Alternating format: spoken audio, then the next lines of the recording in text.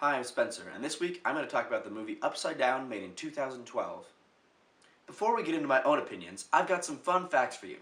First of all of the Floor Zero scenes were shot on two adjacent sets. When they wanted to show any interaction between the upper floor and the bottom floor, they would actually film them simultaneously between the two sets.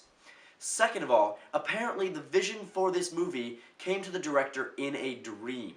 I don't know whether he'd been reading Shakespeare or watching the Titanic or some sort of forbidden love story and then just was on acid or something. Yeah, it's an interesting concept to come up with in a dream. Now for some thoughts from my own brain. I really enjoyed parts of this movie. I enjoyed the story, it's kind of a unique take on the forbidden love story between, uh,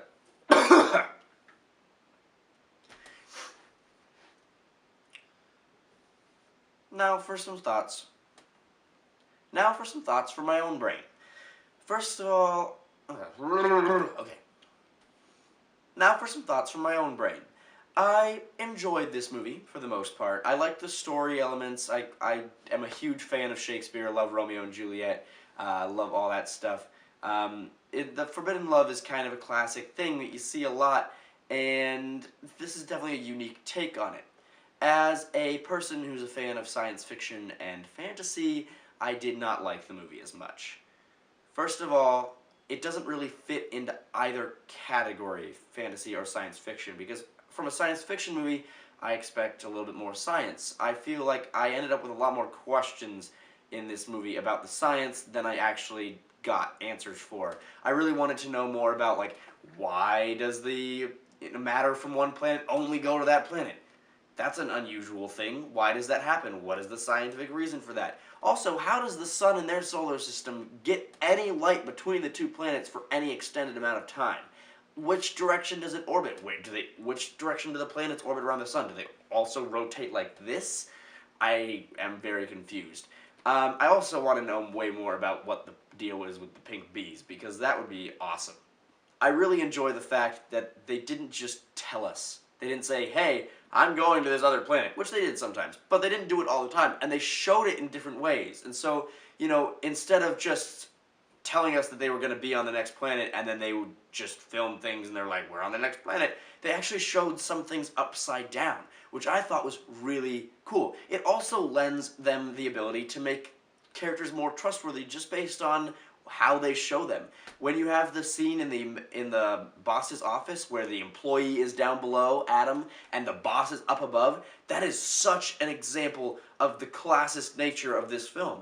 When you have one planet that's upper class and one planet that's lower class, and you show that throughout the film in this way, where you have the upper class people in the top of the screen and the lower class people in the bottom of the screen, it's just a cool way to show that. I actually really enjoyed what they did with the science they did actually give us. And even though it was a little amount of science, we knew enough to have these kind of epic and sometimes really funny moments where they deal with these equal and opposite forces of gravity. And I think it's, one of my favorite moments of this movie was when he's peeing in the upper class world and his pee goes up and hits the ceiling. And I laughed my ass off because I thought that was just the funniest thing ever, because, potty humor is just hilarious to every age of everybody. If you didn't laugh at that part of the movie, you're wrong.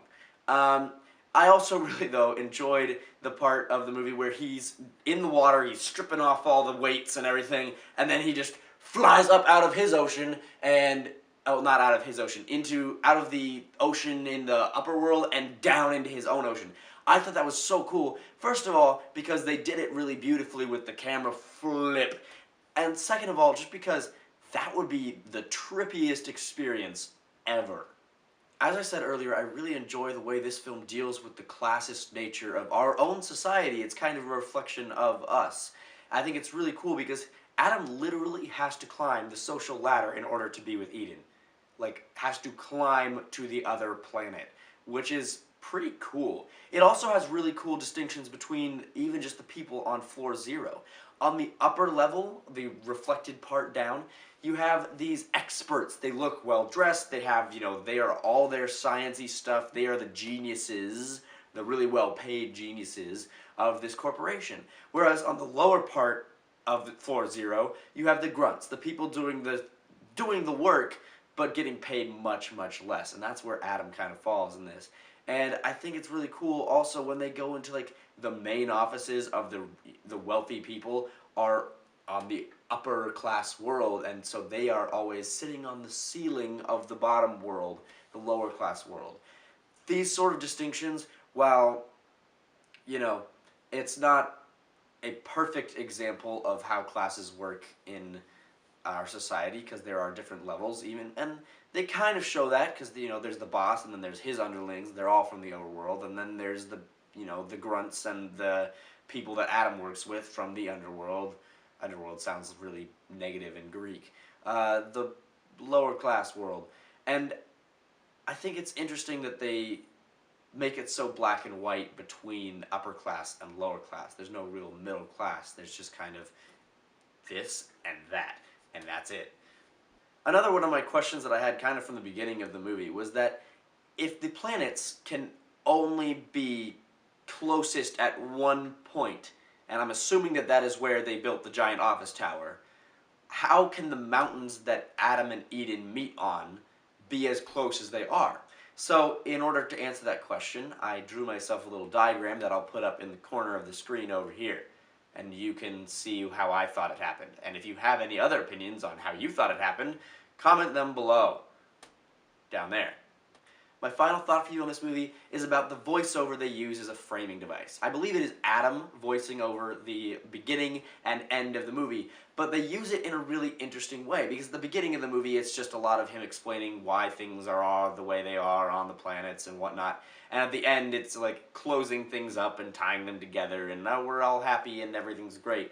But they also throw in the voiceover a little bit before the end, and I think that's a very interesting tactic, because we immediately assume, as soon as we hear the second voiceover, that the voiceovers are being used as a framing device. Even if you don't know what that is, you kind of get the idea that the voiceover means that the movie's over, or close to over, because it's a kind of closure that we're getting.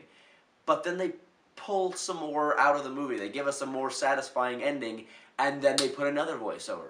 And so the second voiceover is almost there to deceive us into thinking that the story's over and that everyone lost and it's terrible. And then they go into the ending. Now, I also think that they rushed the ending a little bit, and I was a little disappointed in that. I was hoping that there would be a little bit more of a climactic, this is it, we're going into the end, and then everything finally resolves, but I didn't get that from this movie. And they kind of just went, okay, see, we fixed everything, and now they're together, and it's great. Because he figured out how to be on this other planet, and it's awesome.